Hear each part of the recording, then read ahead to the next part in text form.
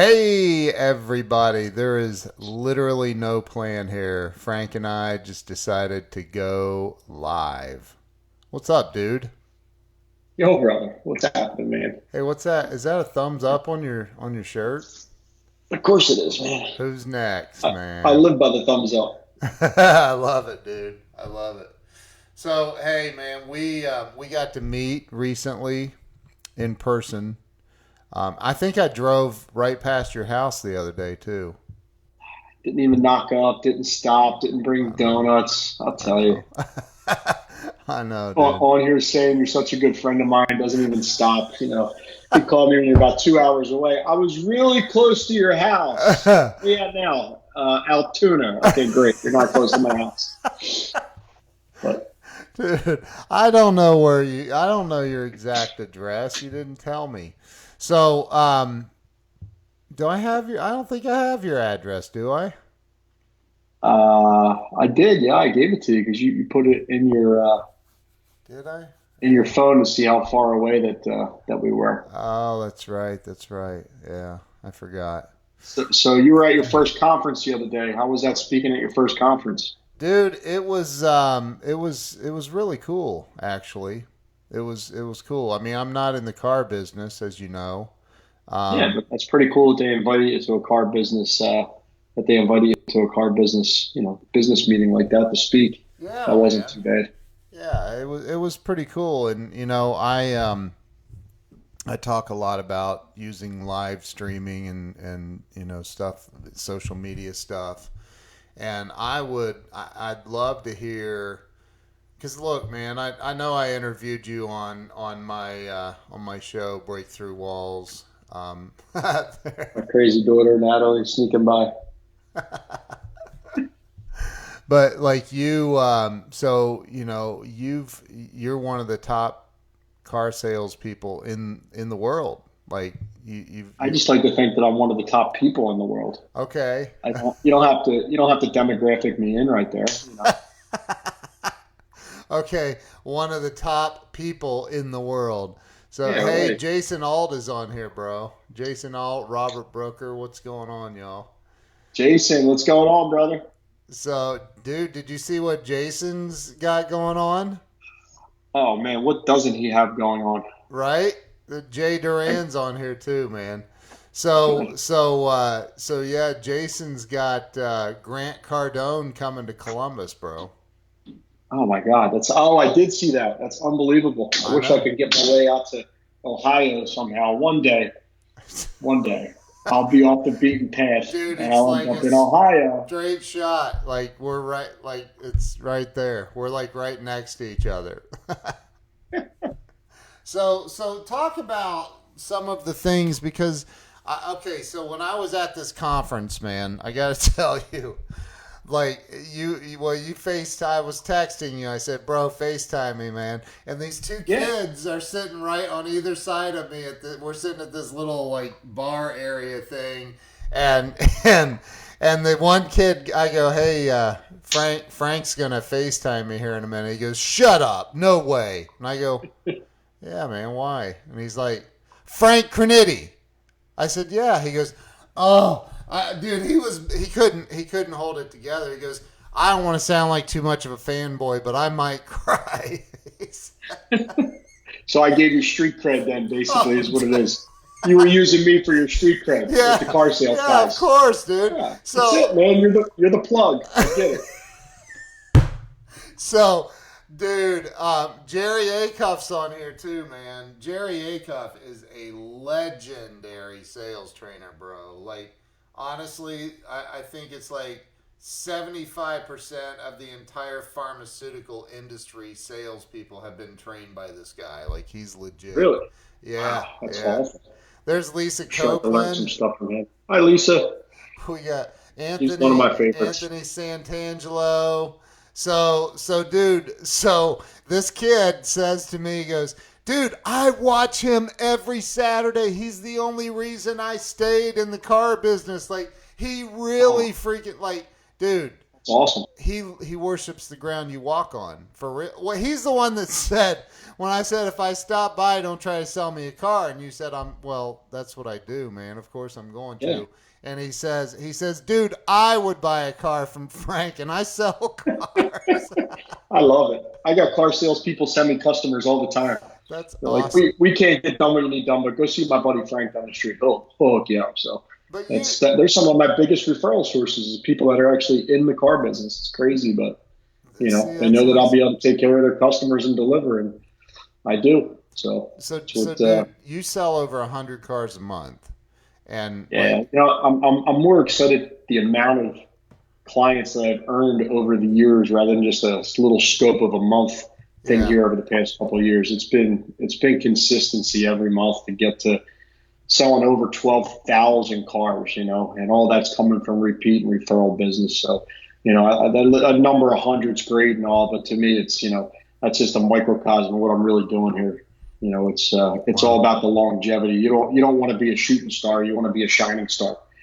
And the only way you do that is to do things the right way. You can't just, I see these guys that say, well, I average between, 48 and 27 cars. Well, what does that mean? I don't even get it. You know what I mean? Like 1 month I sold 47 and 1 month sold 28. Like, what are you doing to keep that actually going? So I always like the floating average. It's between this number and that number. No, that's not an average. That's a range that you just made up.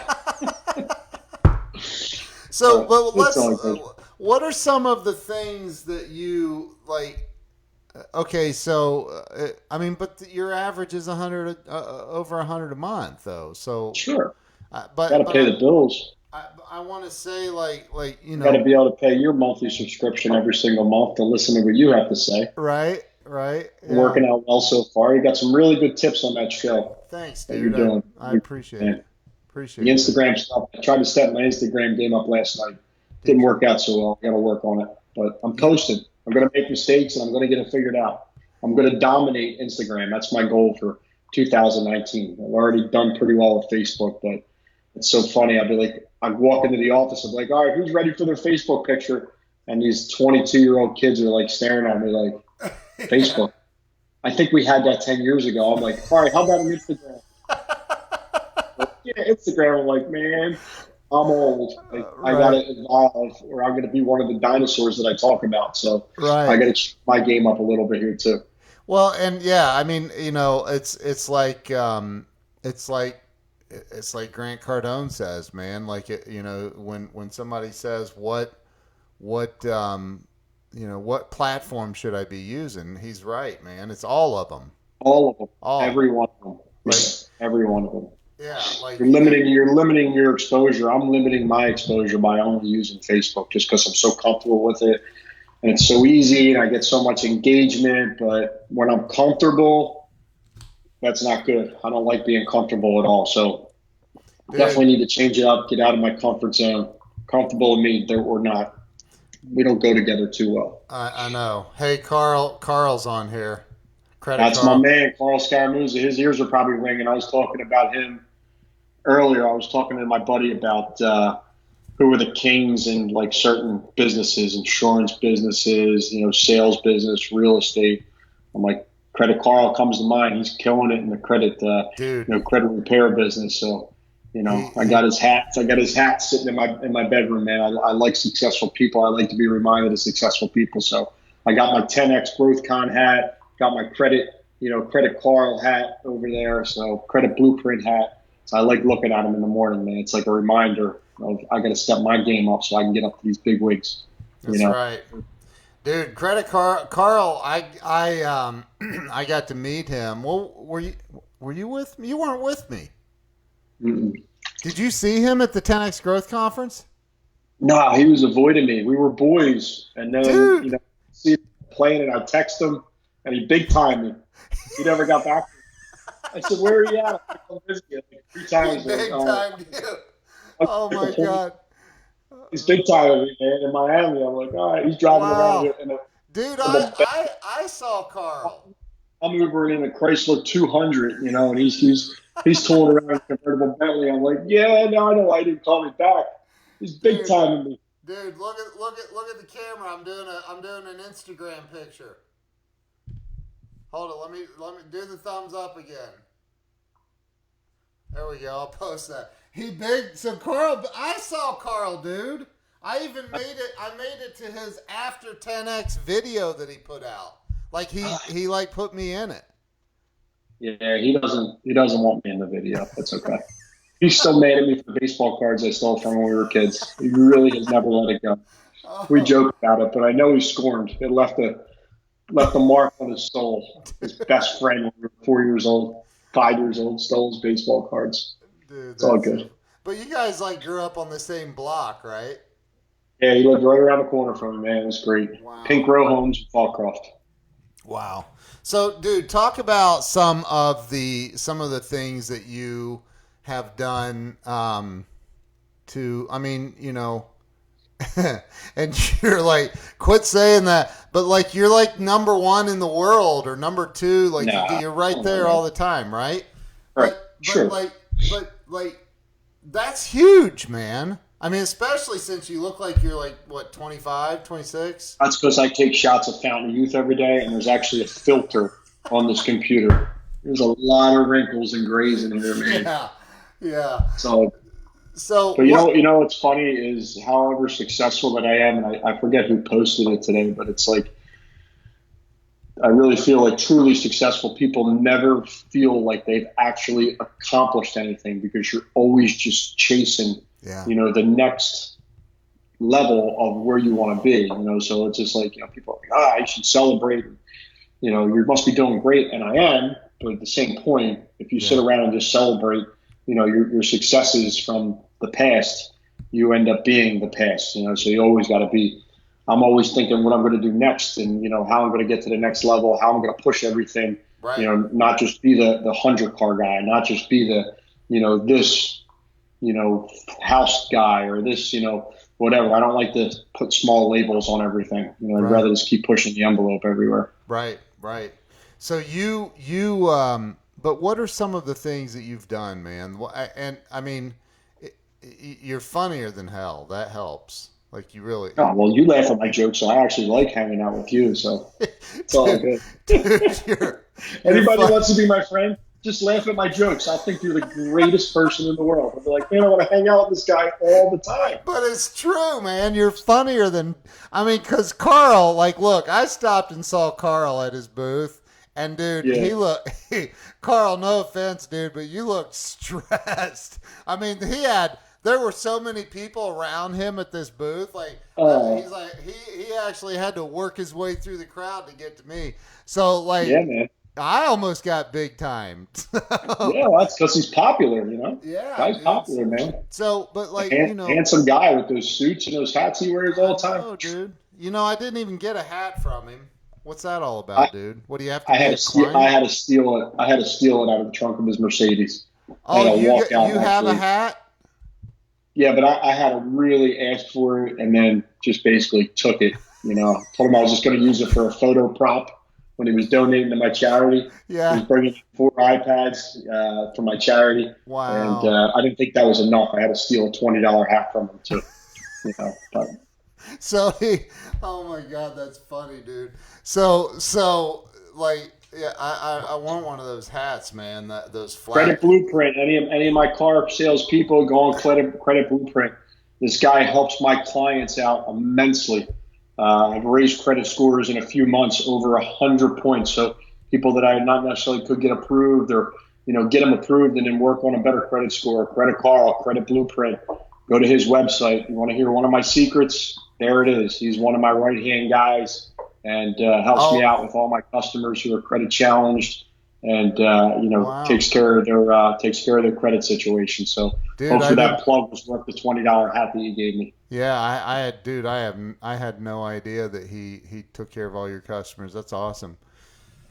Well, anybody has a credit issue, so I'm not just here to sell you a car. I help somebody today get insurance. I help them with driver's license. I help one person with credit. So it's not just, hey, sell your car and never see you again.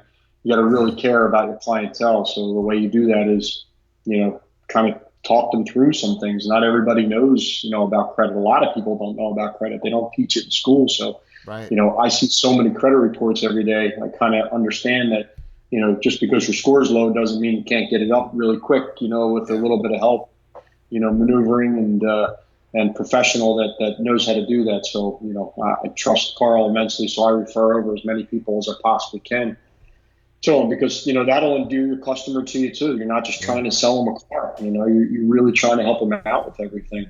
Right. And that's one of my successes, treating it like it's my own business, building a business inside a business. To me, I never care about how many customers the dealership has coming in or bringing in. Like, if I didn't do anything to bring in my own business every day, I would only be able to be as successful as the dealership, allowed me to be. And if there's 20 salespeople, I got to share all the dealership's leads and, customers with 20 other salespeople. I can only get so much of a piece of a pie. So, I treat it like it's my own business, and, this way it's all my piece of pie.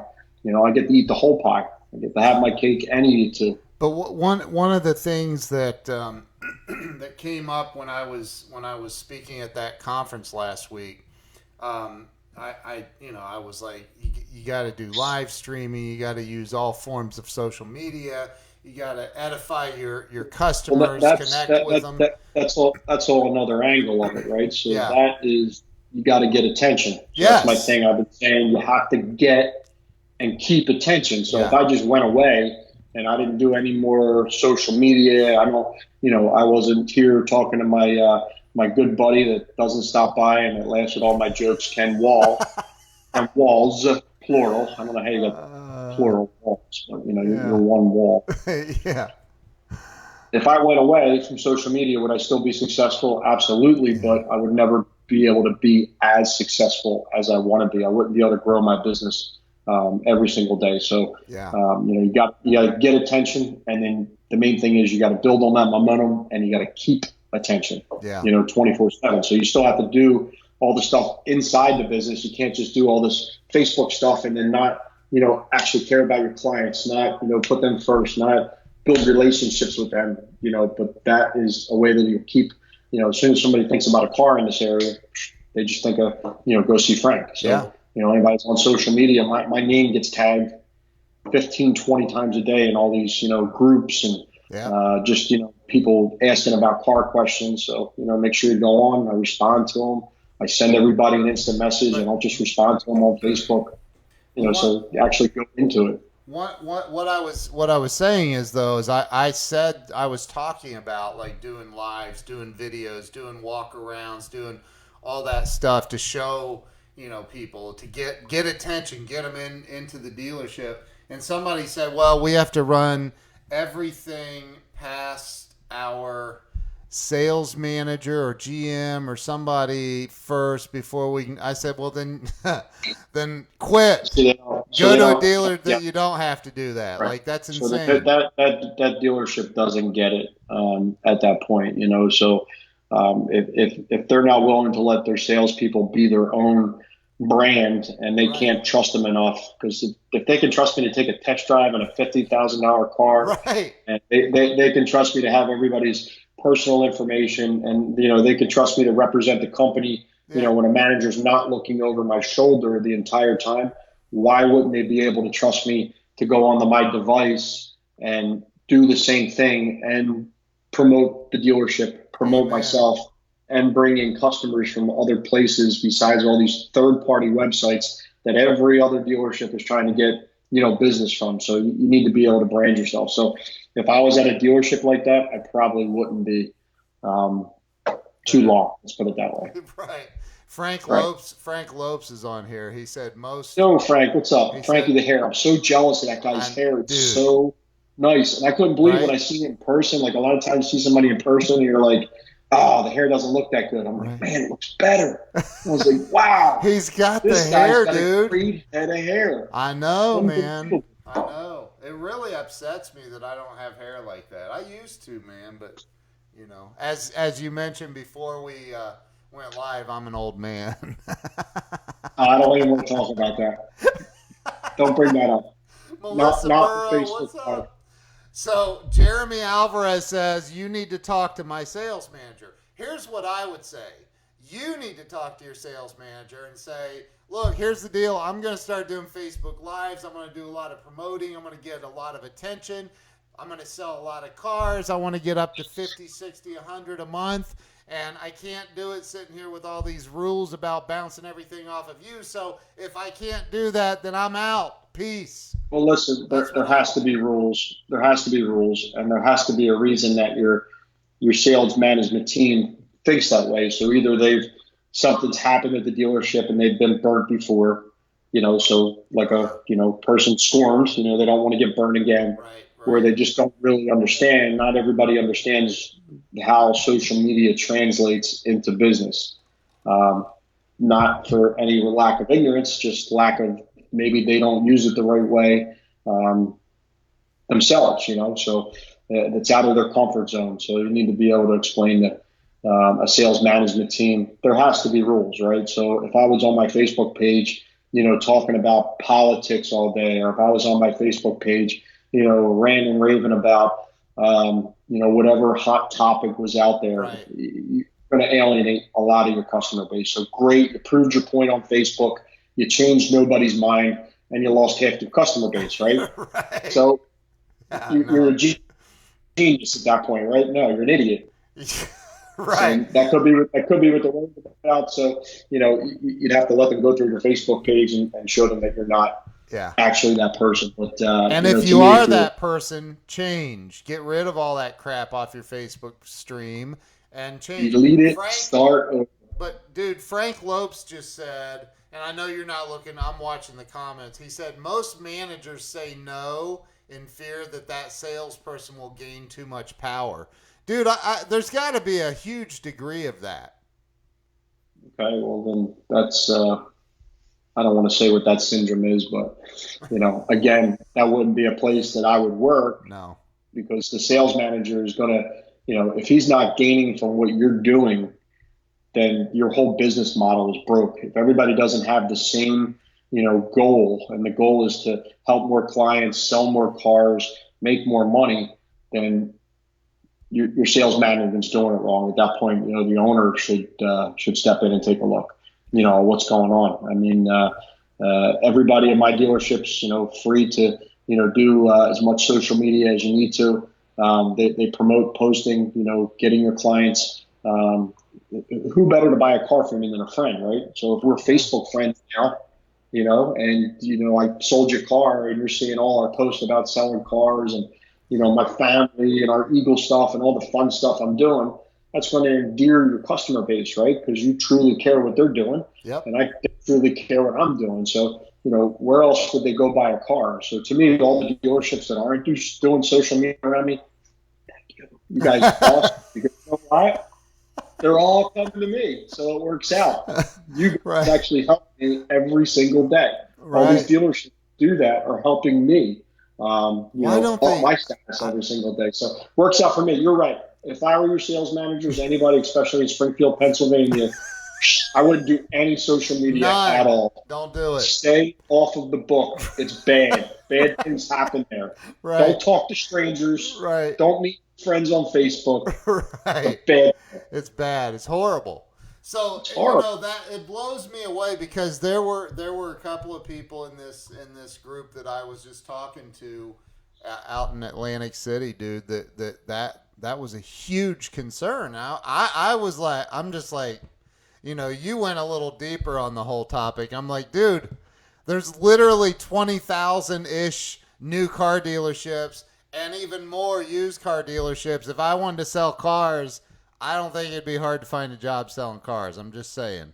And I could almost say, look, I'm going to come in and this is the way I want to do this. I want to, really hammer the heck out of social media.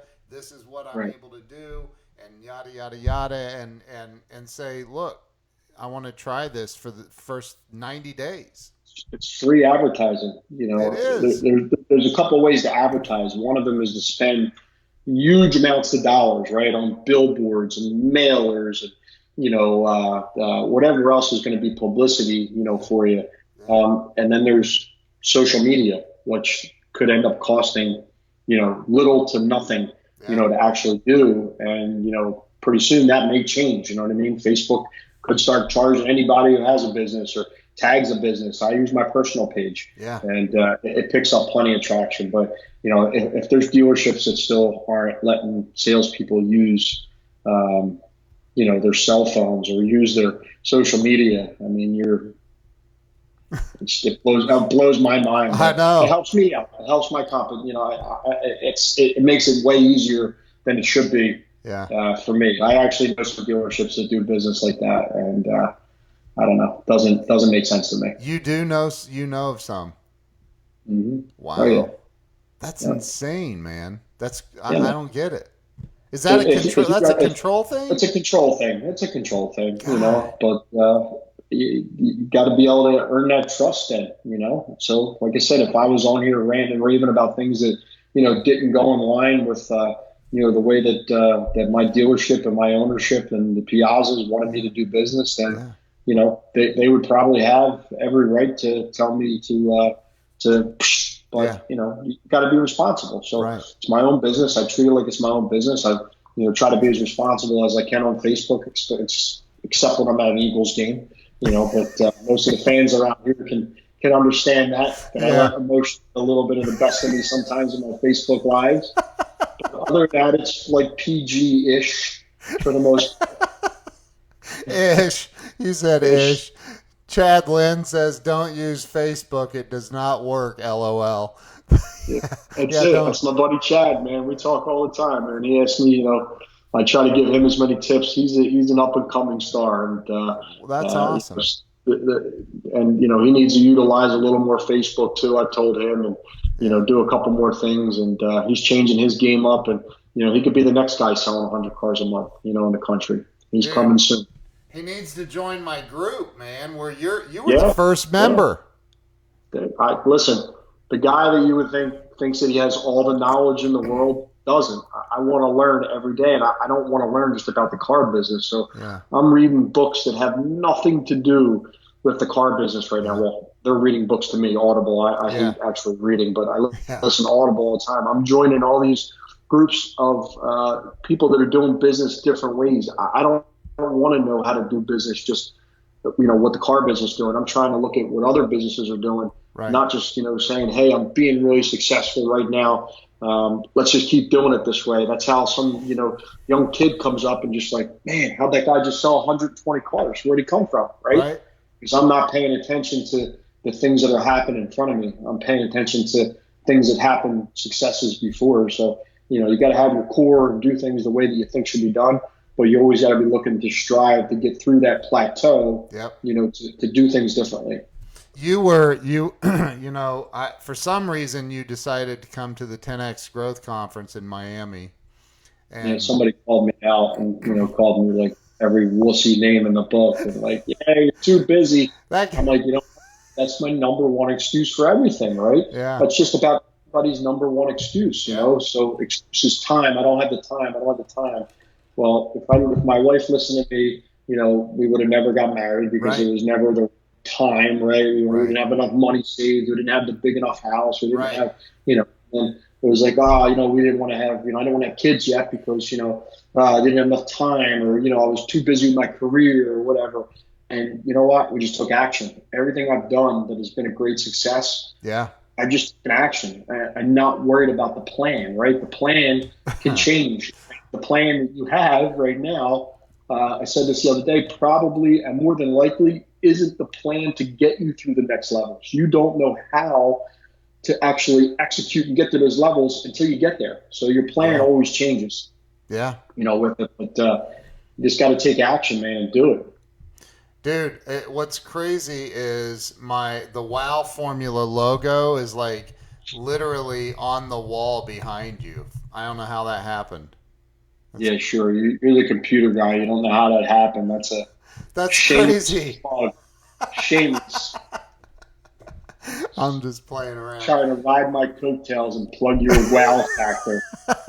The wowformula.com. Not factor. So listen, dude. You have obviously you've been doing this for 20 years or 19 years, whatever. And that's, you started long before social media existed, right? Yep. So, what are some of the things that you did, pre social media days? Man, it was different selling time, man. I Yeah. burnt through a lot of customers, not doing things always the right way. So even though I was selling cars, a lot of them, I wasn't capitalizing on every opportunity because there was just so many opportunities, Yeah. at that time, 2001, 2, 3, 4, and I didn't really know how to, you know, build relationships back then. All I knew how to do was just sell a lot of cars and just move on, and the Right. customers will keep coming. But you don't think about it. That's not the long-term business. But I never thought I'd be in the business, 19 years. So, I've reinvented myself many a times to get to this level. So if you're just burning through customers just to sell cars, I mean, I know guys selling 30 cars a month and they never have any referrals come back to them. And Right. that's not the way that you build business. Eventually that steady stream of customers that the dealership's providing for you is going to wear out. So when those times come, you need to be able to have your own book of business, your own customers coming in, your own way of marketing yourself. So Yeah. that's where I've changed my game up a lot. In the last 6, 7, 8 years, give or take. Well, and I think, I see your Josh Anderson's on here, by the way. He says Frank is the man. Shit's up, buddy. Dude, he's What's on. the name?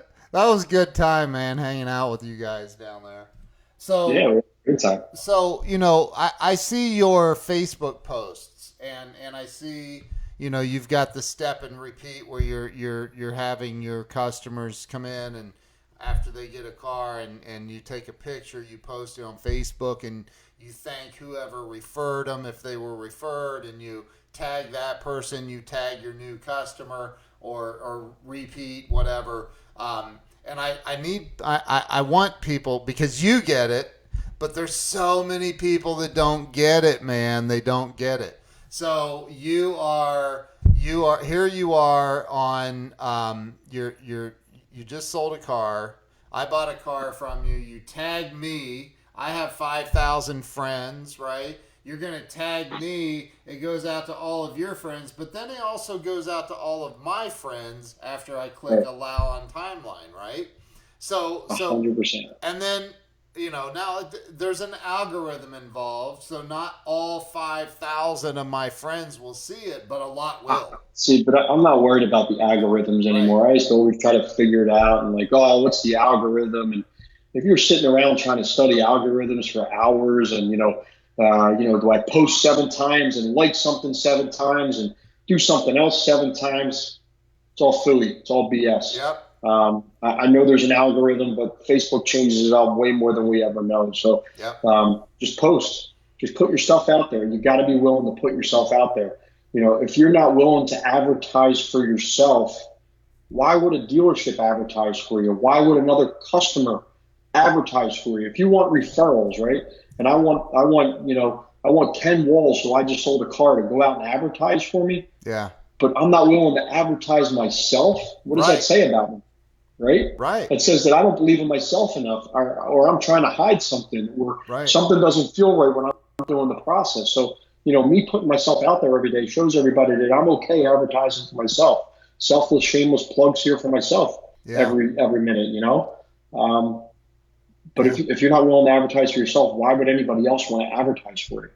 Dude, So I love it, it man. doesn't make any sense to me. You Why know, you wouldn't want to do it.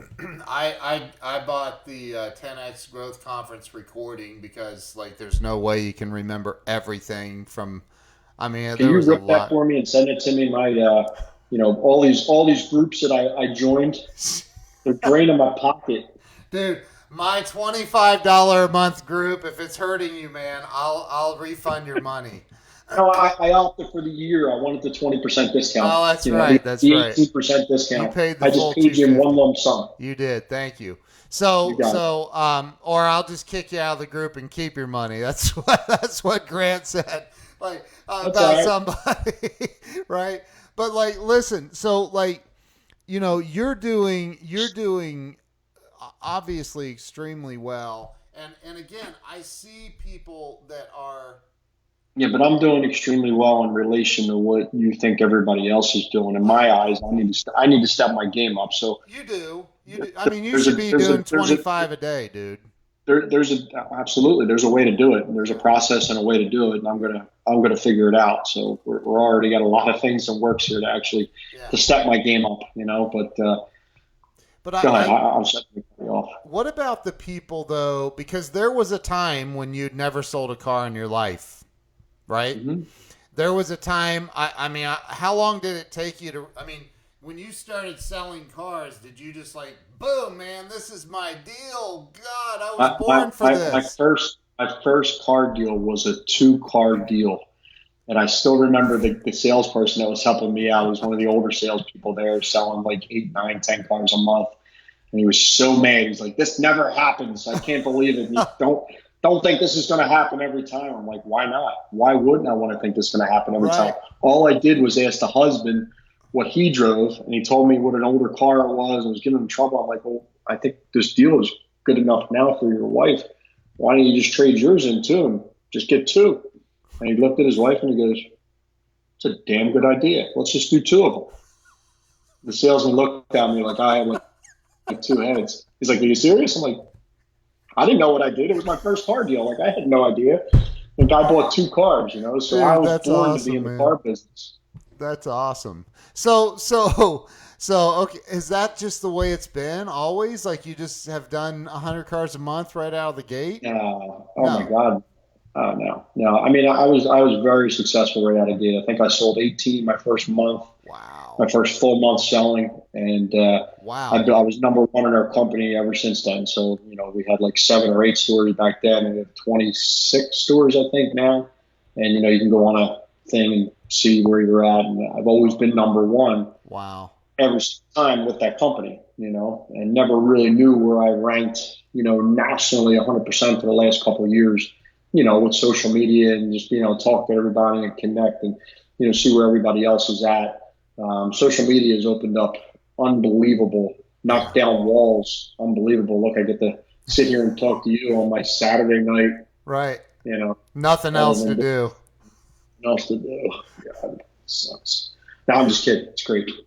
Dude, so wow. I should have shaved for this, dude. So, but there's a lot of people, dude, in your business that I met some of them this over in Atlantic City.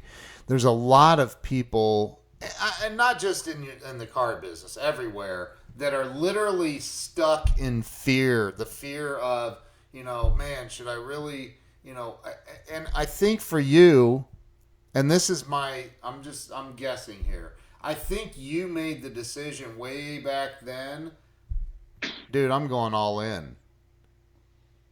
I really never made that decision till probably five years ago, give or take, Yeah, really? I made the decision. Yeah, I treated it like a job for a long time, man. I was just, partying, having fun, selling cars, working. I mean, I was working super hard. I just wasn't working smart, and I wasn't doing things 100% the right way, as far as really taking care of my clients, really making myself available, 24 hours, 7 days a week. I mean, you get me, you get full concierge service. I mean, anything that needs to be done, I don't want to sell you a car. I want to be your guy for everything. Just like you have a lawyer, you have a doctor, you got an accountant. I want to be your automotive guy. So if you have any questions, credit, insurance, car, service, referrals, like these are things that you have to be able to make yourself, come off that you can handle all this. If you truly want to be successful, if you want people to believe, and have confidence in you, that you can handle things, you have to know the answers. You have to be able to make the answers, the decisions, and be able to actually help everybody. And, if my competition's not available 24/7, it's helping me out even more because I am available 24/7. Right. People reviewed it. They're like, man, it was Sunday at 10 p.m. and I, got a flat tire, didn't know what to do. I called Frank. He not only said, here's a number, he actually called the tow guy for you, gave me the tow guy's number. I have a personal tow guy, Mike Grieco. He's the man. Select Towing. I can text him at any time. If he's not available, he'll find somebody for me to do. So you have to have all these people at your disposal, and they have to almost have the same customer service that you have. So Yep. I got an insurance guy if you need help with insurance. I have a credit guy. I have a tow guy. I have a body shop guy. Like, we have all this stuff in place, for people. So Yeah. you got to give them the whole show. You can't give them half the show and shut down. It doesn't work that way. I agree, man. I love it. And that's one of the things that I've separated myself with too. In every business that I'm involved in, dude, you need me. It doesn't matter when. Like, if I'm not sleeping, I shut my ringer off when I'm asleep. I just do, Right. which isn't very long. So you probably, unless if it's a life-threatening situation, hang up and dial 911. but if it's a website issue or something like that, generally Right. 6-7 hours isn't going to kill anybody. But and I think that that's one of the things that this new group that I have. It's all about. It's your fault, by the way, that I have this group. I know. I talked you into it, so Yeah. I felt like obligated that I had to sign up since I talked you into it. You had to, man. So Yeah. But it's been great so far. The information, some of the Good. stuff you just don't think of. It doesn't even have to be super deep. It's just stuff that you don't think of. How to Right. use hashtags and Right, how to right. do a lot of the stuff that you know how to do. Right. So you kept calling me the plug, which you had to I don't even explain. think you knew what that meant. I think had didn't. to I'd never explain it heard to you. that. That's a Philadelphia thing, I think. That's No, East Coast. it's a not 50-year-old thing is what it is. Oh, wow. Whoa, did you But just it's go the there, truth. dude? It's the truth. That's all. Ouch. I'm just saying it would Hey, be. man, it was great talking to you. Have a Somebody good younger, night. somebody younger than me taught it to me. So because they would say that to me, they're like, "You're the plug. You know everybody." Yeah. Like, yeah, I guess so. But that's just because I want everybody to know me, and I truly want to know what you do. Yeah. And how I can help you, how you can help me. Like Grant says, you got to go out and meet strangers, right? You Yeah. can't just don't talk to strangers. All you'll do is just keep in your same circle. I mean, I like my circle-ish, Yeah. but I don't want to just be in just my circle, right? I want my circles to expand. I want to see what I don't know, because you don't know what you don't know until you figured it out, right? Right. So, Who is this? Says, Frankie, did you invite Ken to the Delco prom? oh my God, yeah. So Delco Prom is fun up. So, everybody thinks I'm a marketing genius. My buddy John Port, who's a realtor, if you guys don't know him, you should go try to follow him. Some of the videos that he does are unbelievable. I think he just did one the other day, and it has, I think, already 40,000 views on Facebook. That's pretty tough. 40,000 views on Facebook on a personal page in just 2 days. But he throws a party every year, and it's like a wedding / prom, and he invites. It's free to come in. He invites all his clients, past, present, and future, and it is the best party of the year by far of any party you'll ever go to. There's a band, there's a DJ, there's games, there's Jeez. it's just amazing. It's amazing. And it's always on a Friday. So my Saturday the next day always sucks because you're just there partying and having the greatest time of your life with everybody. And it's one of the best networking, just get face to face. Stop just being on social media, you know what I mean, and actually meet these people that either you haven't seen in a long time or people you just see on social media. It's great. I want to get out there and shake as many hands and have as many conversations as I can. And this is a place where, there'll be 500, 600, 700 people at a party that they pay for, they throw. Well, I actually sponsor it too. So, he shakes me down for a sponsorship every single year. I'm waiting for the phone call. I'm sure it's coming for a nice check, but I don't mind because it's a great networking. So hold it. I love spending money in the community. He gets local celebrities like you to I know how much you hate being called that, but he gets He's probably more of a local celebrity than I am. We probably battle back and forth. We're neck and neck. but you're but Oh, good. so you kind of sponsor it, like you help sponsor it. If I wouldn't, yeah, I'd love it. If I, it's the greatest sponsorship you'll ever get for your money. See, Just because okay, they're perfect. all your people. Perfect case in point right there. Credit Carl that we were just talking about. Man, he ponied up. He ponied up some big time cash for the 10X Growth Conference. He was one of the sponsors there, right? Yeah, yeah. Jason Alt, who I think is still on here.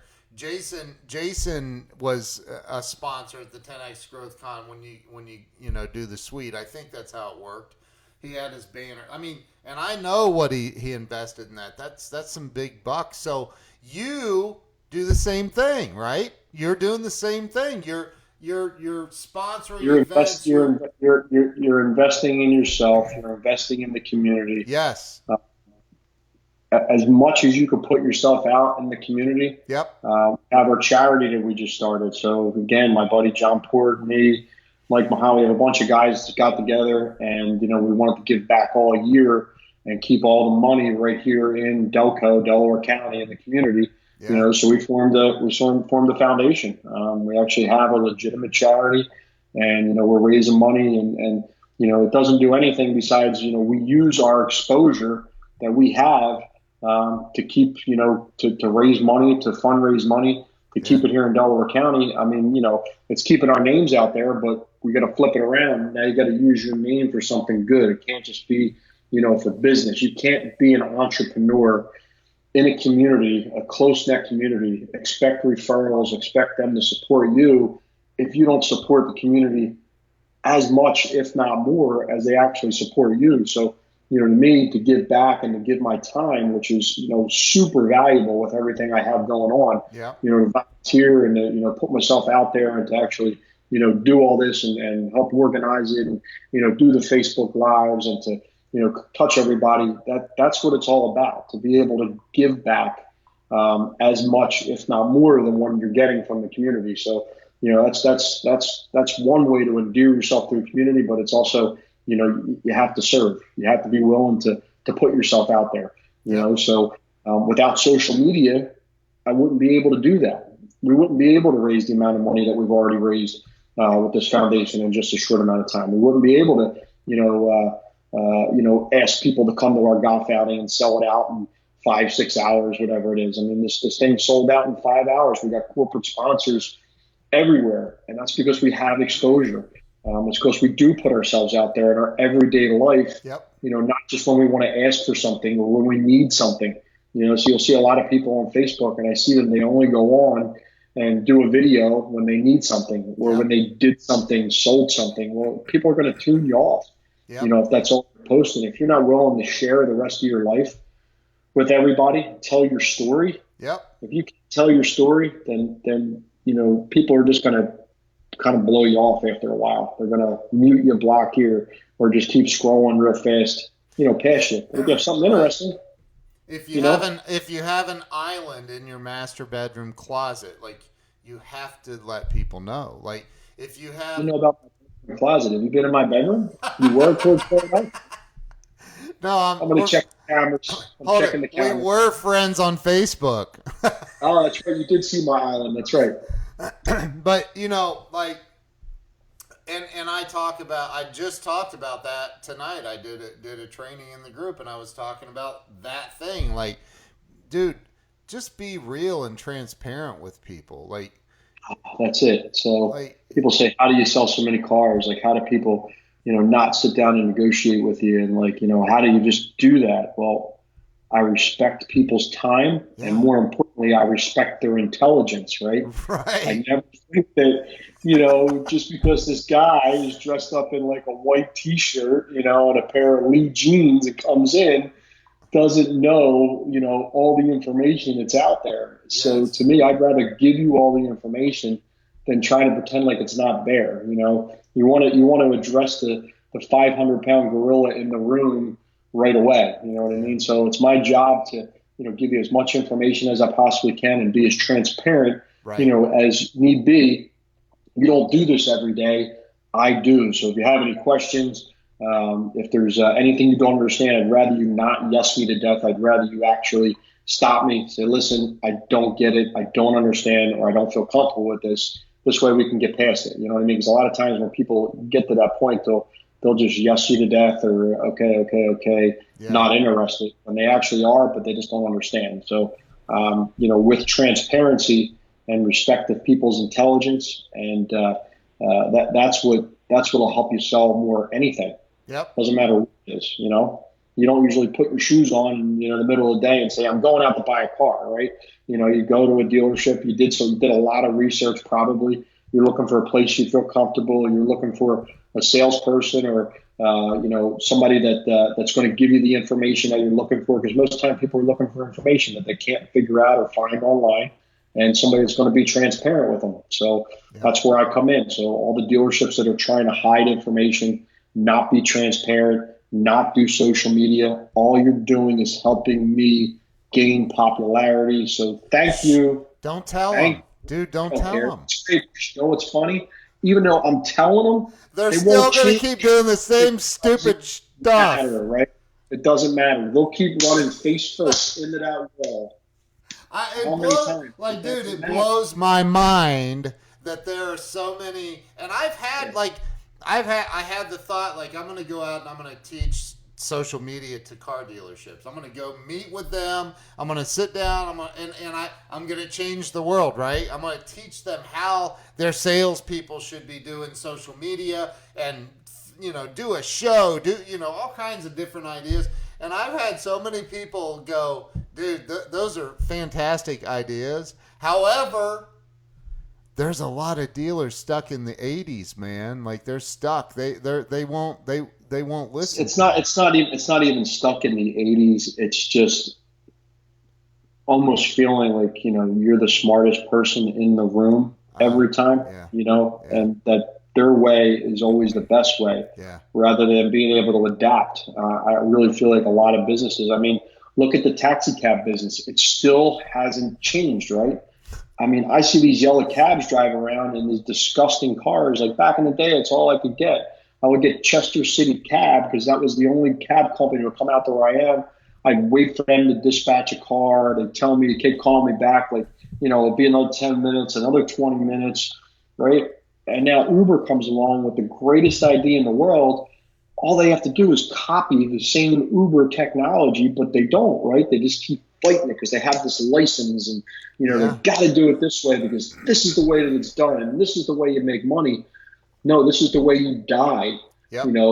And the stream takes you downstream while you're trying to swim upstream, and you can't catch up after a while. You're never going to catch up. Dude, if the taxi cab company would have adapted years ago, a decade ago, you might not be talking about Uber. You might be talking about something else. Right.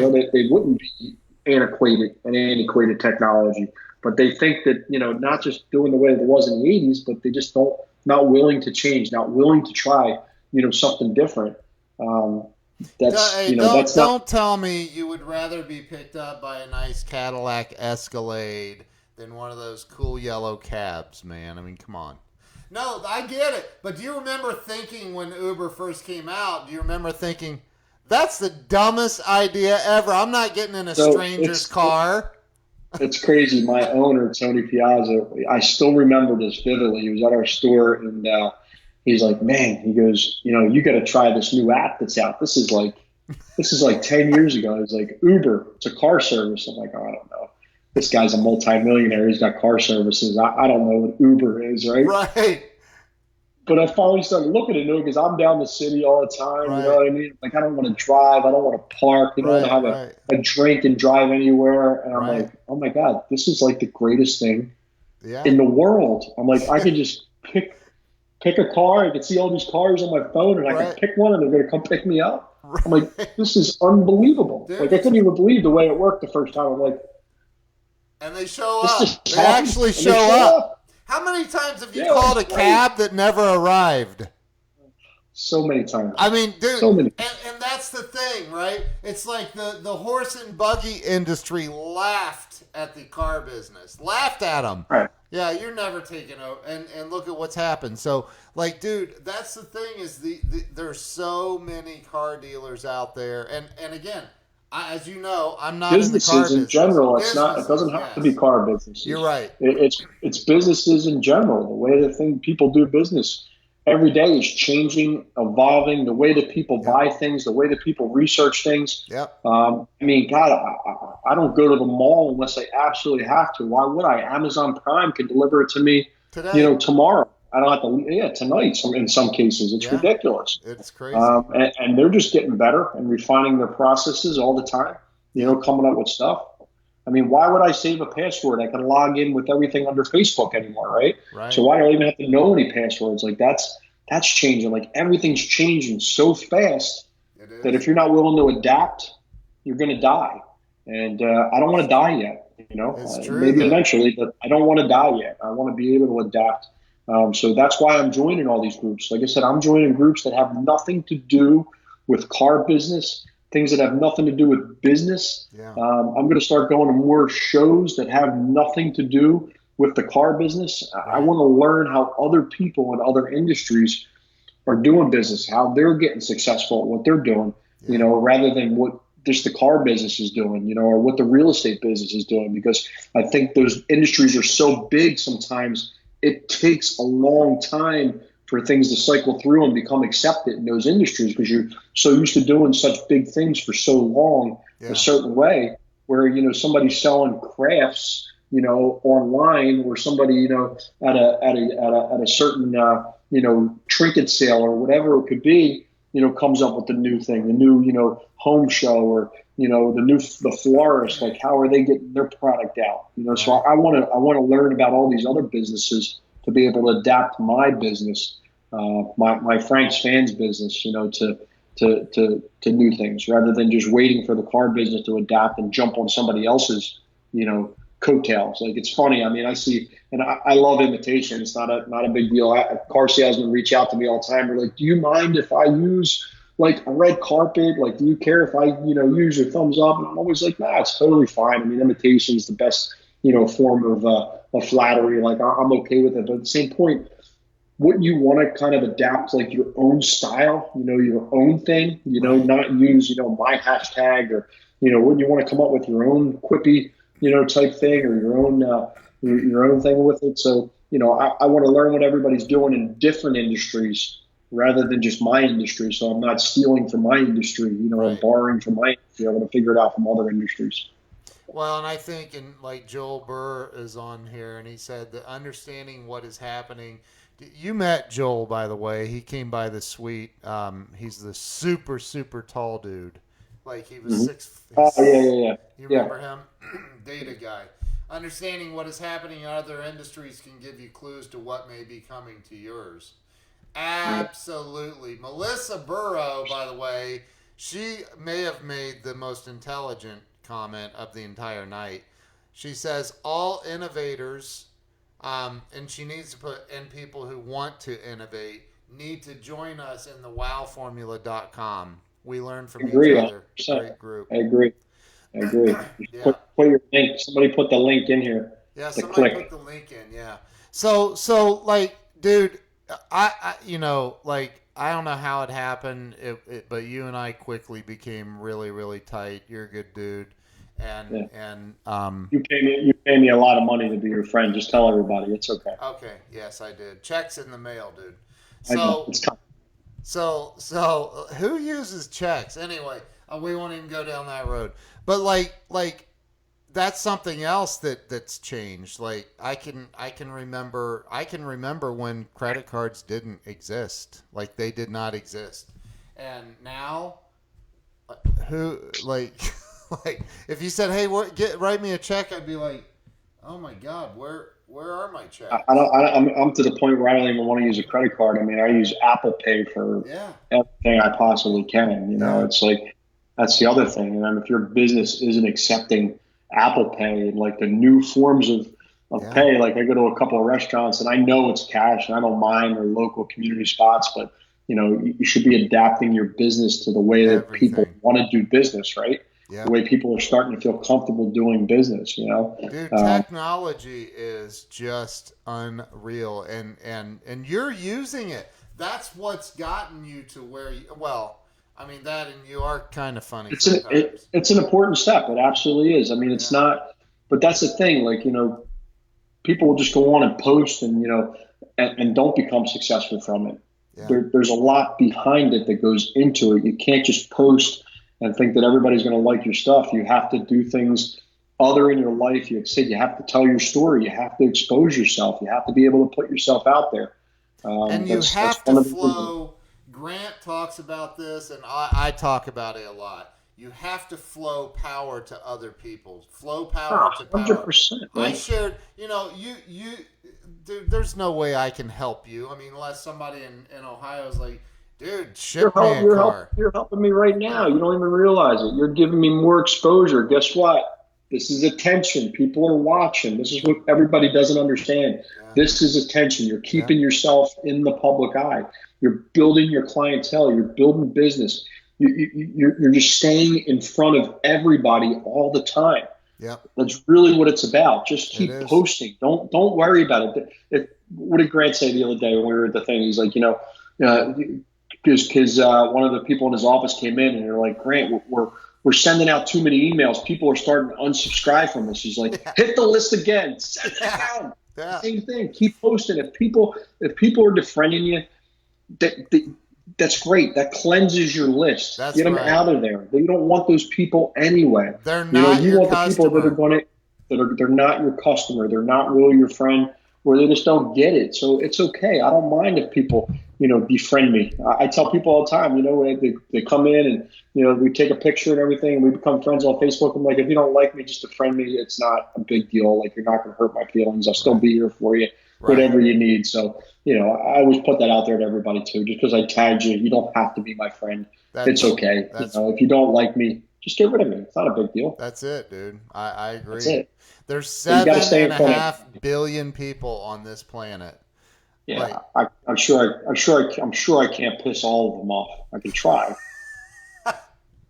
I, I don't know. It only takes a few minutes talking to you before you Hit the suddenly list. feel Like I pissed said, off. hit the list. Hit the list.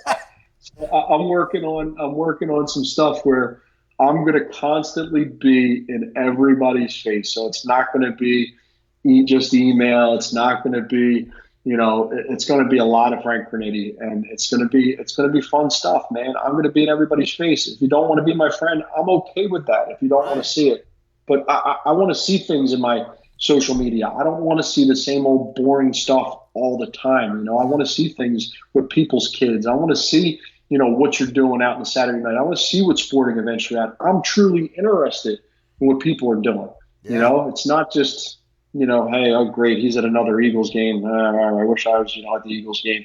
No, man, I want to see that. You know what I mean? Right. Hey, I wish I was there too. I wish it was the Flyers game tonight, but I'm not. I'm hanging out with my buddy Ken Walls on a Right. Saturday night. We're talking about, I don't even know what. You just said, let's do a live and get out of bed. And I'm like, all right, no You problem. were in bed?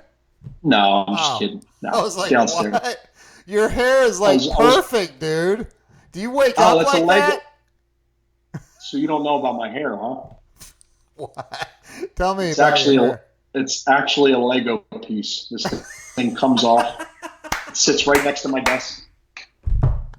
Oh, I knew it. I knew it, It man. has its own cryogenic chamber that it sleeps in itself. So that's why it stays so healthy Oh looking all my the time. God, you're nuts, dude.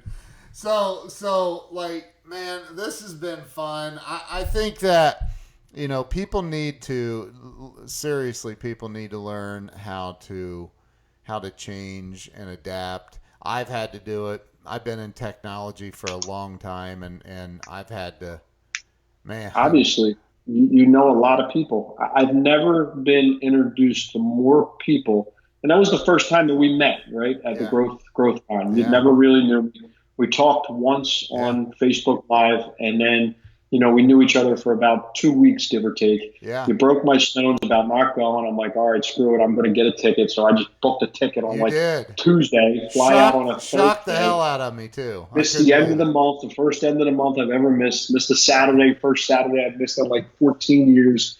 But I'm like, you know what? This is going to be worth it. And all the connections that I made down there had nothing to do with the car business. I mean, I met a couple, Cardone's people and, stuff like that, but had nothing to do with the car business. It was just meeting people, getting ideas from other people, how other people are doing business, mountains of success. You know what I mean? Sometimes you think you're successful, but your success is like this compared to what other people are doing.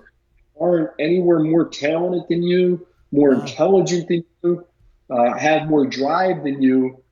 Those people just took action and actually did it. They didn't sit around with the perfect time. They didn't wait till they had an office. They didn't wait till they had an audience. They just did it, and they started doing it and built all that stuff as they went along. So that's a lot of the stuff that I learned, man.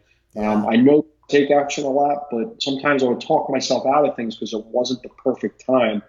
And time is the biggest excuse that I've used and that everybody else uses. Same here.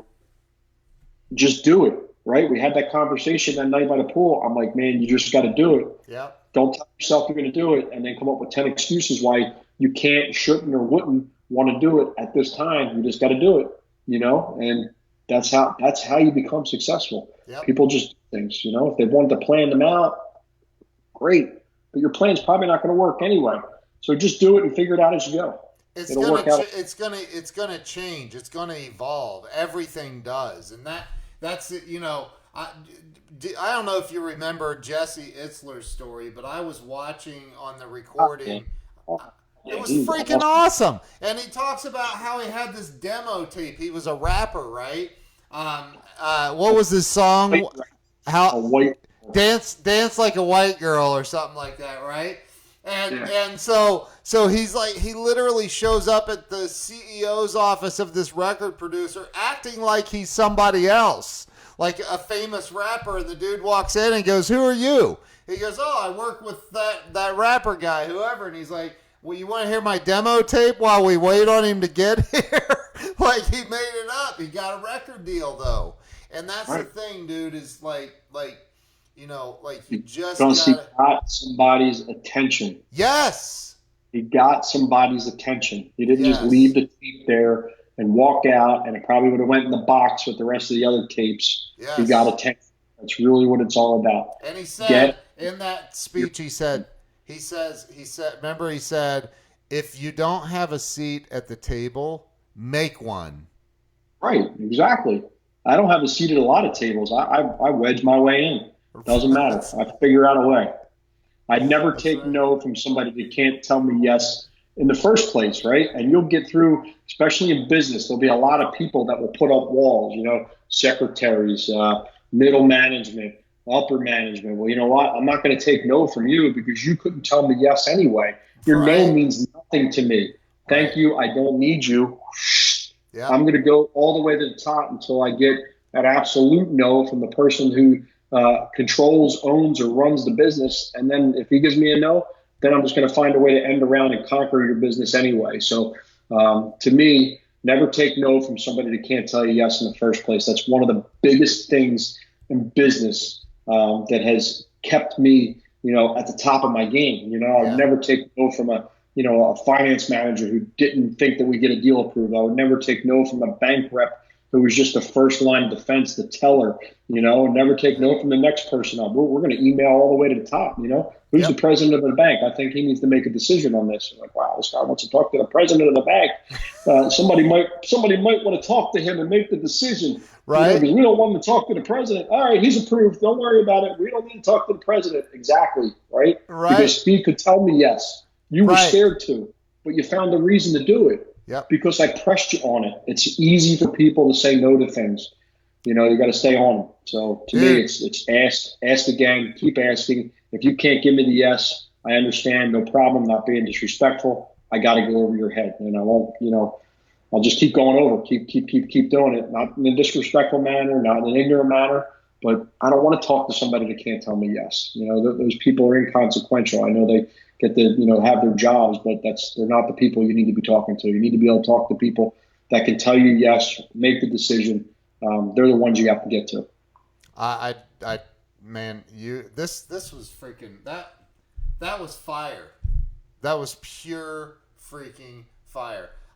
You just reminded me of I used to use I'm on Verizon, but I used to have Sprint. No offense to anybody that loves Sprint, but I had this issue with Sprint one time, and the person in the store pissed me off, and basically the manager said, "Well, you're screwed, so good luck." And I was like, I remember leaving there thinking, did that really just happen? Is that really? I've been a customer for 9 years, and that's the way this is going down? I don't think so. So I started doing some research, and I found the CEO's email address. And they have like 400 vice presidents. It's crazy. Right. They have a vice president of bathroom cleaning.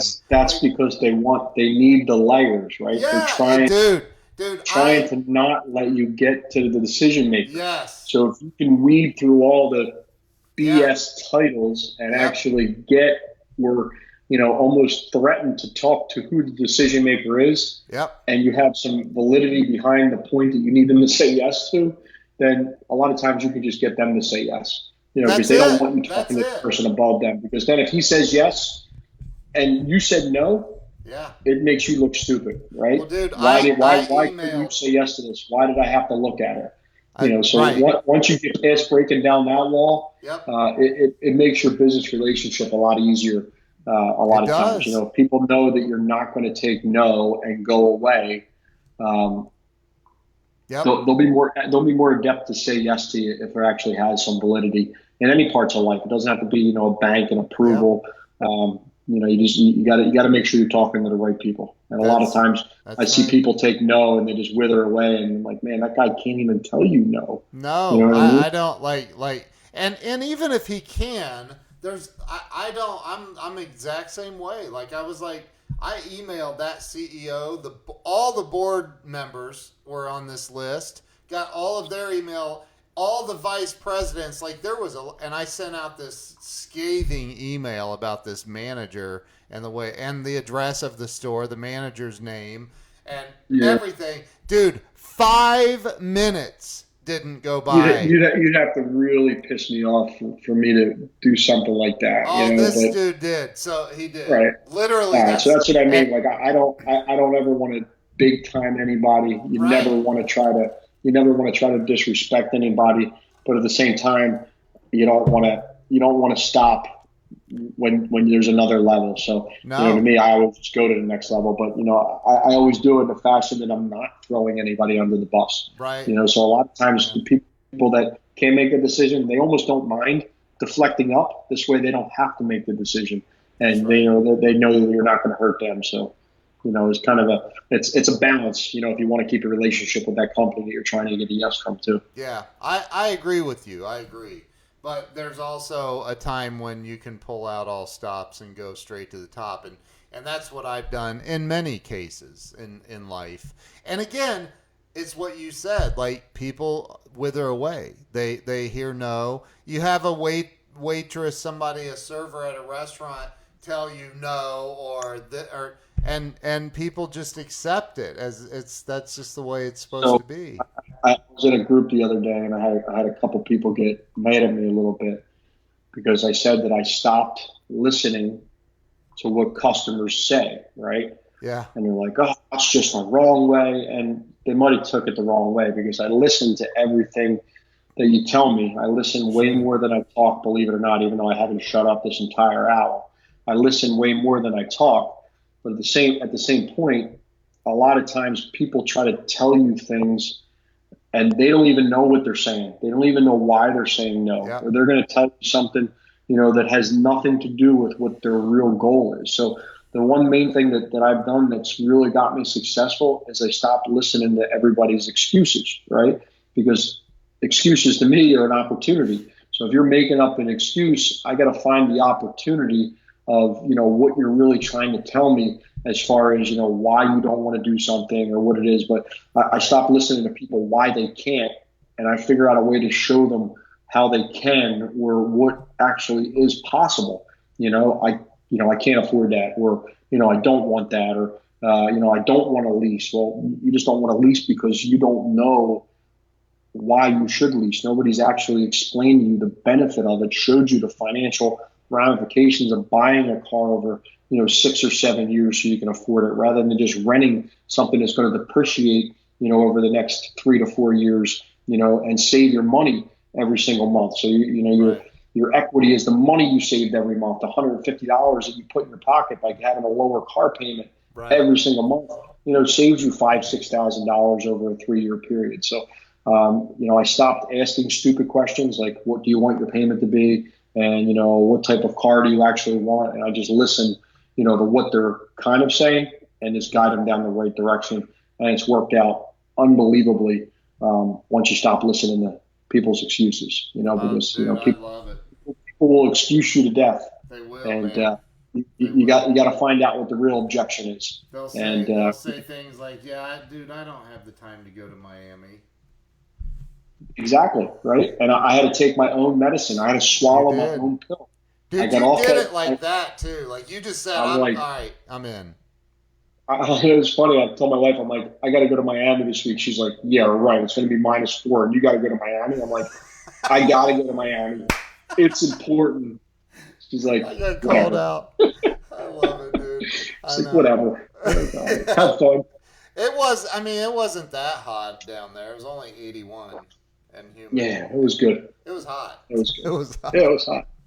Anyway, dude, thank you, man. We've been talking about this since we left Miami. Like, we need to jump on another live. We need to do this more often. Man. It's just no problem. Fun. You're a smart guy. Wow. Well, anybody that tells me a smart guy, I'm more than happy to give any more information to. So, hey, Nikki Ald is on here, Jason's wife. Hey, Nikki, how are you? Hey, She's Nikki. awesome. I love Nikki. She's the best. Yes, she is. So, dude, look, man, thanks. It's been fun. Yeah. Kaufman Media was awesome too down there. So, speaking about the alts, they treated me like I was a lifelong friend when I walked into. They had a suite. I had no idea who you were. I had no idea who anybody was. I just showed up, a single, what I mean, with my little pass. My wife's like, who are you going down there with? I'm like, myself. I'm just getting on a plane. I don't know. So we're going to go make friends. We're going to shake hands and, meet everybody. And Kaufman Media did a unbelievable job of, hosting their suite, even though they weren't hosting the conference. They were hosting their suite. I felt like I knew these people, the entire time. And, they're great relationships that we're going to build on, hopefully over the years. And that's how you do it. You can't just sit in your little bubble and expect to grow, right? You got to get outside that bubble. You got to get out into the world and actually do stuff every single day. That's kind of off the beaten path. And join the wowformula.com. And join the wowformula.com. I got to send you a bill every time I say that. Dude, I might just make you an admin here soon so you can help me manage the group. But hey, real fast, because, and I know, look, we both have to go, but somebody just... I have nothing to do now because you took my time away from me. So okay, well, good. So Keith Moorer is on here, and he says... And I'd love to hear your feedback. Help this guy, man, because I know how you love helping people. So I'm new to the car business, and I've been taught to ask, what type of payment do you want? What should I ask instead? Okay. Well, if you ask me what type of payment I had, I've had people actually ask this when I went out car shopping with my wife. They're like, what could you afford? What type of car payment? So everybody, for the most part, is usually going to lie to you. Maybe they don't lie to you by much, but, somebody's going to make up the number $250. So all you're going to do is try to back into that number the entire time and show people cars that, are going to fit in that 250 range. And that's not the type of cars that they actually want. And they'll go down the street and spend $430 a month because that person asked them what their budget was. Yeah. You're trying to shortcut the system.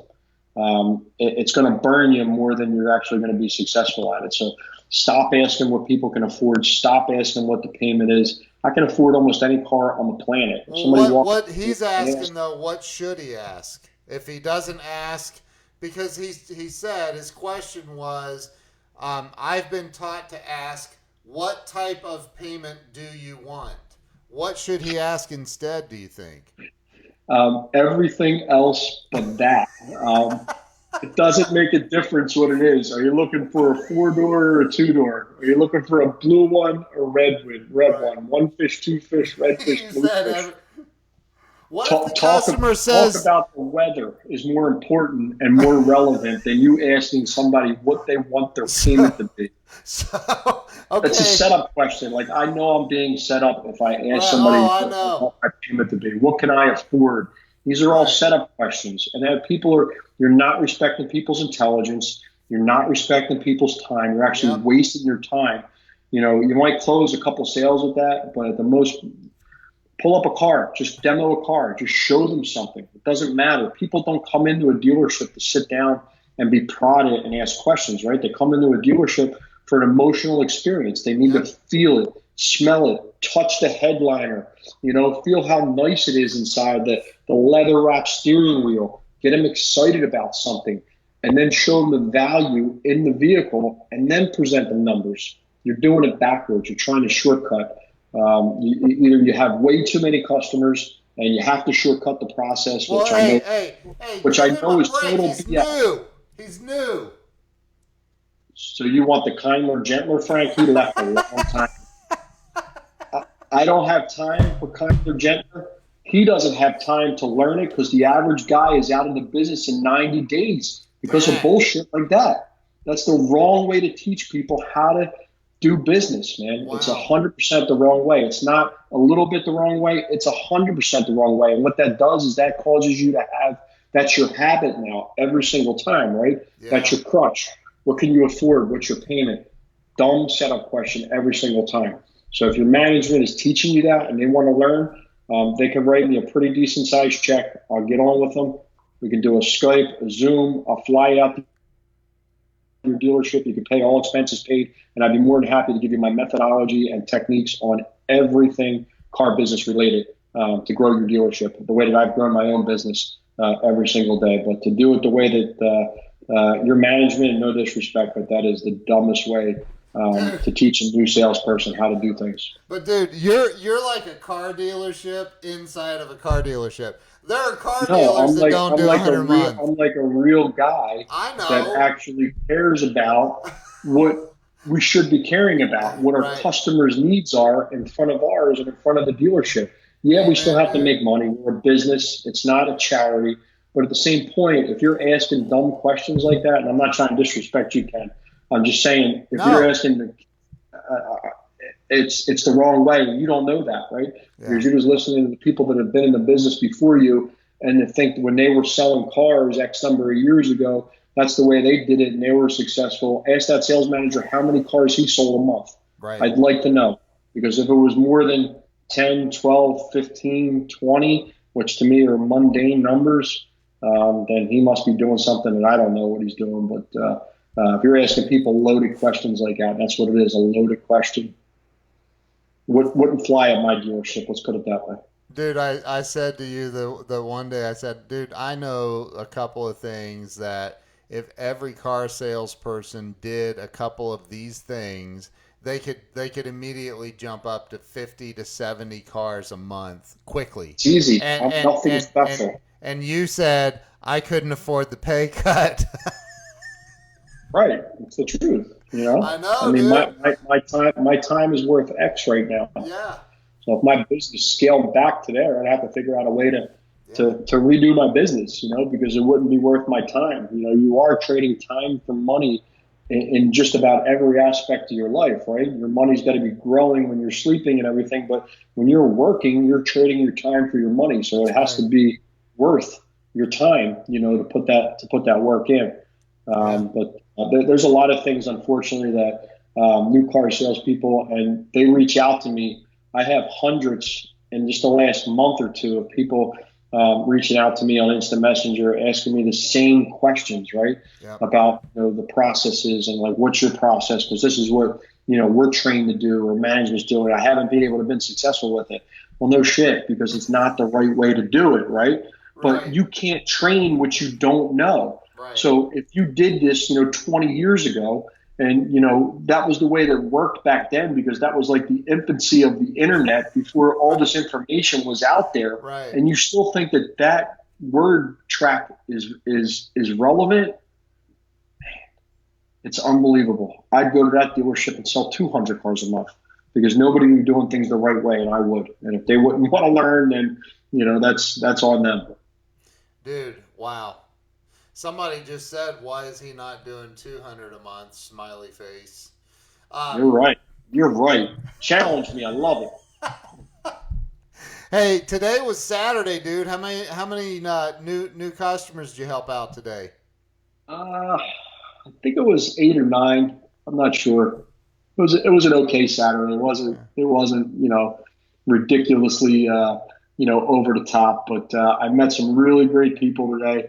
I That's made some awesome. awesome connections. I made some new friends. I made, I think, 4 or 5 new Facebook friends today, That's and awesome. it was great. Everybody had a good time. Nobody waited around a long time. Everybody was out of there. My last customer of the day, I was there pretty late tonight, 6:30, 7 o'clock, and she's like, "How long have we been here?" And she looked at her thing. She's like, "We've only been here less than 2 hours, and we're driving out in the car." And they test drove like 4 or 5 cars and went through the Wow. process. And she's like, the mom was so amazed that she's like, "I want to come back and get a car. I only bought a car about a year ago, but I want to come back and get a car next month for me. I'm going to bring my car in. Will you help me?" I'm like, "Absolutely. I'd love to help you." She goes, "It was a great experience." And believe it or not, it's one of the first fresh customers that they were just walked in and everybody else was busy. I was about to Whoa. leave. I seen them standing there, and I didn't want them, to have to wait for another salesperson. So I just went over and introduced myself. They weren't a referral. It wasn't a customer that I've sold before. It was a fresh. They didn't know me. I didn't know them. I made them feel comfortable. Um, Found the right car. They came in to lease a car, right? They had an ad for $89 a month that we had. That was what they came in for. Yeah. And a salesperson, they just would have went and got that car and just tried to get them to get that $89 a month deal. Again, I didn't listen to the customer. I actually listened to what they were saying. And from my experience, I walked them through. They ended up purchasing a gorgeous 2016 Honda Accord that she gets to own. She had enough money down because her car got totaled. They had special, rates. Actually, she had a great rate from a credit union. Yeah. Blown away with the experience. Couldn't believe it. Couldn't believe they got to drive out in the car that day in less than 2 hours. And I didn't know Wow. them from Adam, and it was Wow. because I didn't sit around and just pull up the lease. I showed them a couple extra cars, gave them the whole dog and pony show. We drove multiple vehicles, an Accord, a Civic, Yeah. a used couple used cars, and they seen the value in what I was actually trying to show them, and they understood because I walked them through the process. I Right. just didn't come in and say, "Oh, okay, you can only afford the great. Let's just pull out that car and show it to you." They would have just left. They wouldn't have got that car. You know why? Because she didn't like that car. But if I didn't show it to her and go through and show her other options, either she would have maybe got a car she didn't actually like, Right. or not got anything at all, and you never would have got through that because you didn't show somebody all the other options that was available to them. Dude, So that's it was a awesome. great experience, and I had a great time doing that. And that's again, you do I remember calling you, I don't know, 3 weeks ago on a Saturday, and you answered your phone, and you were delivering 5 cars at that exactly Oh, we were four. busy, man. I sold like 15 cars that day. Yeah, You challenged me that day too, didn't you? I did. Jerk you. I did, I dude. had to sell 15 that Dude, day. 25 next Saturday, bro. 25. Ah, no, it'll kill me. So you've done I'm not. I'm 21, not. right?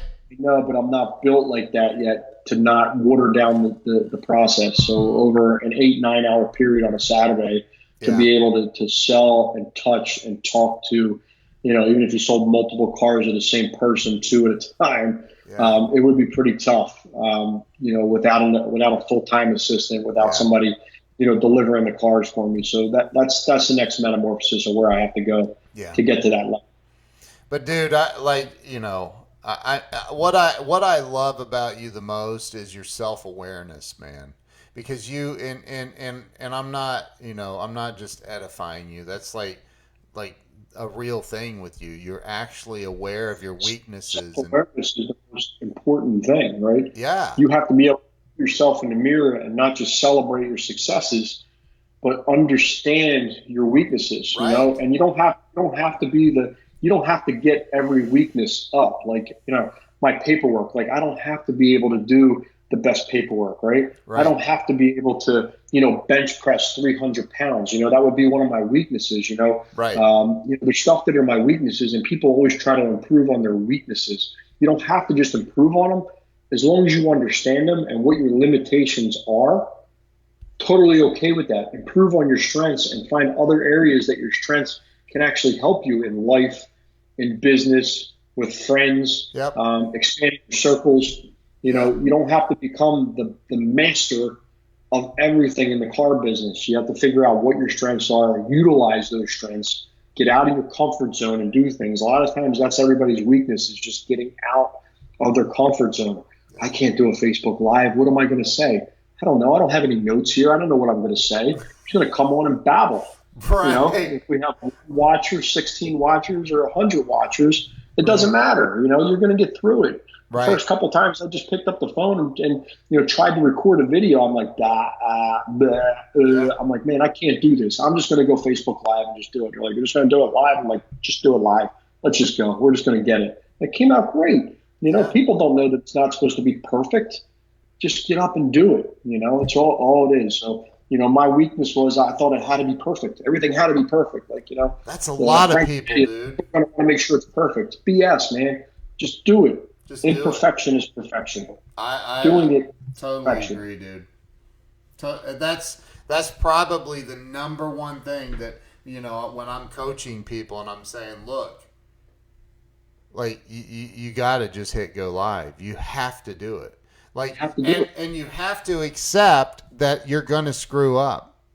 You're going to go, oh my God, I can't believe I had a booger hanging out of my nose that whole time. So you mentioned Jesse Isler, right? Yeah. And the one thing that really stuck in my mind from him is he wanted to always embarrass himself, right? Yes. So that it didn't matter. Yes. So to me, being embarrassed, I don't get embarrassed. I don't really get too stressed. I don't let things bother me. Right. Because I've already been through all that. I've already conquered all those fears of embarrassment. Embarrassment means nothing. You want to embarrass? I'm going to be embarrassed in front of a couple of people on Facebook. Who cares? You know what? It doesn't make a difference. If those people are going to rag on you and it's not just about fun, then they're not your friends anyway. So who cares? It doesn't make a difference. They're not your audience. They're not your people. Just get on there and do what you have to do. Say what you have to say. It'll come out and you'll get better at it. It's nothing that you jump on and you're amazing right away, so you got to keep on doing it. Just do it. Just do it. Everybody on here tomorrow should just do a random Facebook Live. Yep. Talk about anything. It doesn't make a difference. Talk about, what makes you tick. Talk about, what your family's up to. Talk about what your goals, aspirations are. People will watch it. Yep. You might change somebody's life on a Facebook Live. You have no idea how many people have actually inboxed me like, dude, you changed my life. I'm like, stop, man. You know what I mean? That seems like, no, you don't understand. Like, I was doing things totally the wrong way. And I listened to you, and like the one thing, it just popped in my head, and now it's like, like you see, like you were blind before, and now you can see. I mean, to me, that's the greatest thing ever. And I'm nothing special. I'm not like God's gift to the car business. I'm just a regular guy who understands how to treat people. And does things right, do things right every single day, the right way. But at the same point, I'm trying different things now. I'm going to be all over Instagram, I'm going to be all over Facebook. I don't post enough. I need to post more. I'm going to tag you on Instagram after we're done. So, because I took a picture of us. So, and that's been a huge, like right now I should do this and I should just get I should open up my phone right now, open up the video part and go, look at this, I'm on with freaking the dude, Frank Crinite. I'm on live on Facebook right now. Check it out. Boom, there. Now I got a video and I can add that to my stories and I can Like that's how you got to get attention. I heard Grant talk one time, and he said, how do you get attention? People say, how do you get attention? And he goes, hey! He starts screaming, hey! That's how you get attention. Like, you got to do whatever it takes, man. I don't care if it's step out on the street and flag cars down. I said in my speech in Atlantic City, dude, get a box of rocks and throw them at cars and go, hey, you need a new car now. Come see me. I'm just kidding, but don't do that. But whatever it takes, you got to get attention. Whatever it takes. That's it. If people don't know who you are or don't know where you're at, they can't possibly come see you, right? So you have to be able to get and maintain everybody's attention. So, whether you're the guy jumping up in the air, taking pictures, whether you're the guy on the step and repeat, whether you're the girl that's, that's doing Facebook Lives or whatever it is, you have to stay in everybody's face. That's what do the Kardashians actually do? I have no freaking idea, right? I don't watch their shows, but they're freaking everywhere. That's the key to their success, right? They're just in everybody's face. They let everybody in their life, everything. I mean, from you name it, they have cameras on them 24 hours a day. They open up to people, and they have like how many billions of followers and how many billions of dollars do they actually have just because they're visible, right? They don't do anything crazy. They don't, as far as, being a sales technique or anything like that, but, they make billions of dollars because they're visible, And so they're not cute. Other people are doing. They're not cute. I don't think, people are like, oh my God, she's so, I'm like, ugh.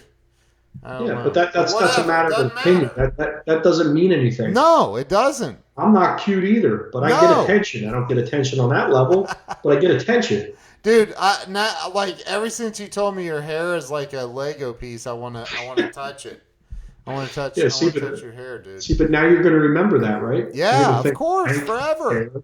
Lego piece. I'm gonna hashtag that on Instagram. I'm gonna say the Lego man. Hashtag. Who's next? There you go, dude. This has been fun, man. You're a badass, man. Nice. You're a good dude, man. I appreciate you. I mean, this has just been fun. I'm like, let's just do it live, man, for fun. Yeah, let's do it. So, yeah. Awesome, brother. Well, listen, everybody have a good night. Unless there's anything else you want to... Nikki said hashtag Lego hair. So I love it. You did promise me if I did another live with you that you would put me in the intro to your training I did. To your breakthrough walls, did you? I did, yes. I got to get you in there now. It's time to do some editing. You're in, dude. You're in. Who's next? Who's next? Man, I want to use that. Go ahead, man. I can copyright it. Do whatever you got to do. It's fine. I'm just kidding. Put it in your WOW formula. Dude, wow. I will not be using your hashtag. No there you go. Wow. Who's next formula? You're in. I got you. I keep coming up with all these great ideas for you. 12X. See, it just 20. Doesn't work. It doesn't work. Doesn't work, dude. Be original. Come up with something cool for yourself. Get out there. Make some noise. Get attention. Get attention, man. And follow people like Frank Crinite. Dude, hopefully you get a bunch of friend requests tonight. I don't accept requests. I'm going to have to start a new page. I'm going to start a Frank's Fans page because I only accept people that could actually buy a car for me or, actually, help me and I can help them. And if you're not doing anything special as in the car business or business, if I just scroll through your page and it's a bunch of just mindless stuff, then I'm not going to accept your friend request. You can follow me. It's okay. Follow me if you want to see what I'm doing. But don't get upset. I get salespeople that email me. They'll like, listen, I requested you like 3 times. I'm like, I know. I went to your webpage, and it doesn't even say what you do. Like, I don't even know who you are, and it doesn't say what you do. Like, oh, I sell cars, and I'm like, not according to your webpage, or your Facebook. There's another reason to be in the group with us, the WOW Formula group. Because you're active in there. Yeah, I'm learning a lot. So Come on in, everybody. Appreciate The WOW you, formula. bro. The WOW formula. Get in there. Frank, dude, I appreciate you, man. And No problem. everybody follow Frank. There you go. Right. I'll have my own page pretty soon. All right, bro. We'll be able to accept the 10,000 requests that I got pending somewhere. You got to teach me how to be one of these, what do they call public figures? I got you, man. How do you get all those people to be on your thing? And it doesn't have to be that could be one of your next wow factor things. Yeah. How to become a public figure so you don't need a Facebook business page and you can have more friends. That's what I need to know. There you go. I only have some research and let me know. I only have 37,000 right now. So. You got more friends than me. Well, that plus my 5,000 on. Yeah, it's crazy. All right, brother. Hey, I'm gonna bounce off here. Don't hang. All right. Happy Saturday night, everybody. Don't bounce off. Don't hang up on Skype. Peace. You guys have a great night. Frank, thanks for jumping on, man. This is fun. Absolutely. It was fun. All right. See you, man.